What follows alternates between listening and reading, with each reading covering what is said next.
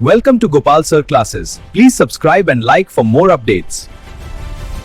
आज हम लोग समझेंगे केमिस्ट्री में केमिकल इक्वेशन को बैलेंस्ड करने के लिए, जो कि जल्दी समझ में नहीं आता है, लेकिन यहाँ हम लोग समझते हैं एक इजी प्रोसेस से कैसे बैलेंस्ड करना है।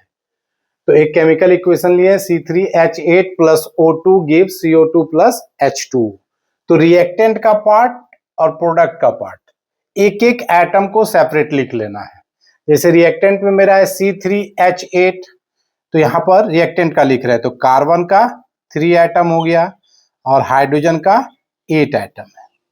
ये दोनों एक साथ है, एक ही कंपाउंड है, तो C और H को एक साथ लिए। सेपरेट ऑक्सीजन मेरा 2 है, ऑक्सीजन का 2 एटम है। ये रिएक्टेंट हो गया मेरा। अब प्रोडक्ट का इसी तरह से लिखेंगे, एक एक एटम को अलग करके लिखना है। कार्बन मेरा यहाँ पर हो गया 1, ऑक्सीजन हो गया 2, ये दोनों एक साथ है। फिर हाइड्रोजन मेरा 2 एटम है और ऑक्सीजन 1 एटम है, ये दोनों एक साथ।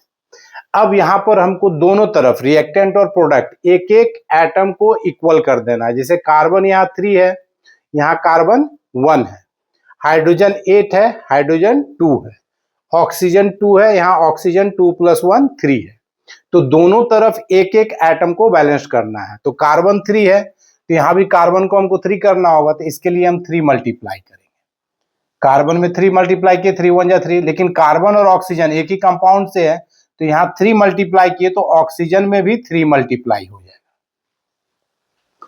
तो कार्बन हो गया 3, ऑक्सीजन हो गया 3 2 जा 6 और 1 7, यहाँ ऑक्सीजन है 2, हाइड्रोजन है यहाँ 8, हाइड्रोजन है 8 और यहाँ हाइड्रोजन है 2, तो यहाँ हाइड्रोजन में हम लोग मल्टीप्लाई करेंगे 4, 4 2 जा 8 हो गया, तो ये ऑक्सीजन में भी मल्टीप्लाई हो जाएगा 4।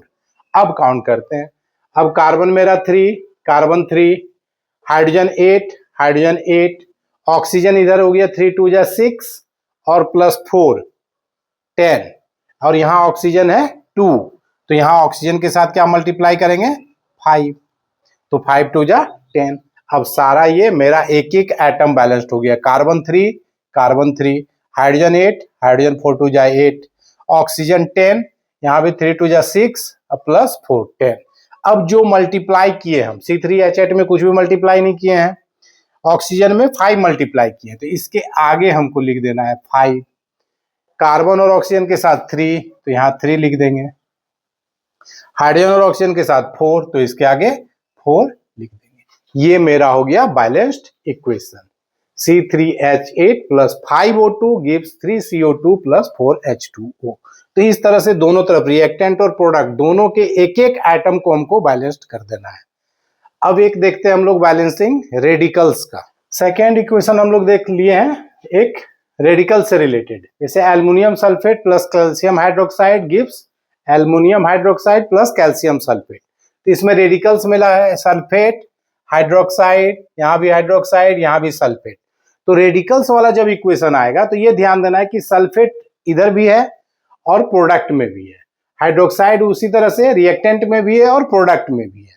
तो इस रेडिकल्स को एक ही साथ काउंट करेंगे, 1 एटम इसको सपोज करके लिखना है। जैसे यहाँ रिएक्टेंट में हम लिख रहे हैं, तो एल्युमिनियम का हो गया 2 एटम, एल्युमिनियम का हो गया 2, और सल्फेट चूंकि रिएक्टेंट में भी और प्रोडक्ट में है, यहाँ टोटल सल्फेट को ही हम 1 कैलकुलेट कर लेते हैं। सल्फेट हो गया मेरा 3 एटम, ये दोनों एक साथ हो गया। उसी तरह से कैल्शियम का है 1 एटम और हाइड्रोक्साइड का है 2 एटम, ये दोनों एक साथ। ये रिएक्टेंट का लिख लिए। अब प्रोडक्ट में लिख लेते हैं एल्युमिनियम 1 और हाइड्रोक्साइड 3, ये दोनों एक साथ है।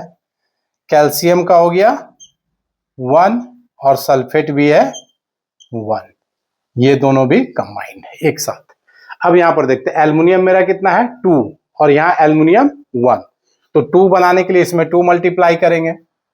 तो 2 जब एल्युमिनियम में मल्टीप्लाई किए तो हाइड्रोक्साइड में भी 2 मल्टीप्लाई हो जाएगा। अब कैल्शियम 1 1 ठीक है, सल्फेट मेरा यहाँ 3 है और सल्फेट यहाँ 1 है, तो इसमें 3 मल्टीप्लाई करेंगे, तो 3 कैल्शियम के साथ भी मल्टीप्लाई हो जाएगा।